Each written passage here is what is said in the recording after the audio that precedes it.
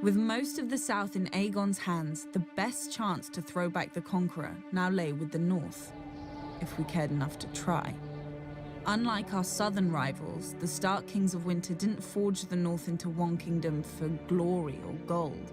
There is little of either here, but to survive. Alone in Westeros, the north remembered when worse than dragons lay waste to armies.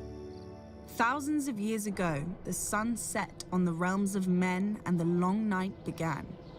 A new race emerged from the ice and snow, the White Walkers. They demanded no crown, offered no terms, spared no life, and the dead marched with them. With humanity facing extinction, a Stark sought out the children of the forest, the most ancient beings in Westeros, and convinced them to ally with the men they'd once fought.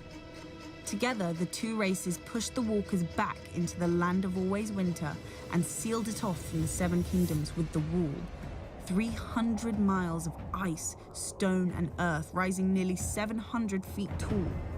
To guard it, they established the Night's Watch, a brotherhood sworn to defend the living from the dead, whose vows erase both titles and crimes. After the long night, the North tried to forget it belonged to a continent, perhaps through pride, perhaps through sheer ignorance. You never can tell with the North.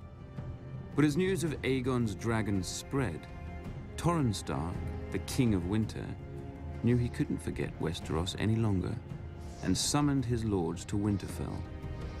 Many fools shrugged off the threat, while the rest placed wagers on how long the South would take to burn. Torrhen silenced them with a command to assemble their armies and descend from the north in force. As the kings of the Rock and the Reach burned on the field of fire, the greatest northern force since the Long Night crossed the neck into the Riverlands. But when King Torrhen arrived at the Trident, he saw, on the opposing riverbank, the combined strength of all Aegon's conquered kingdoms. A force larger than Torrhen's own by half, and with 3 dragons. That night, King Torrhen called a conference of all his lords and advisors. Some wanted to fight and trust northern valor to carry the day and burn on the Trident. The wisest of them wanted to withdraw to Moat Cailin, the fortress which had thrown back every southern invasion, and burn there. One suicidal lord even wanted to ambush Aegon's camp in the dark and kill the dragons as they slept, or at the very least, their riders. It's hard to tell what would have been his fate. Burning, beheading, dismemberment, perhaps all 3. My ancestor listened to their counsel, and in the morning crossed the Trident under a flag of parley. Then King Torrhen of House Stark laid his ancient crown at Aegon's feet and was named Lord of Winterfell and Warden of the North. And the king who knelt.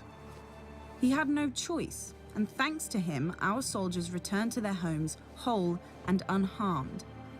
The swords that Aegon took from them were not twisted, burnt, or mangled. Yet.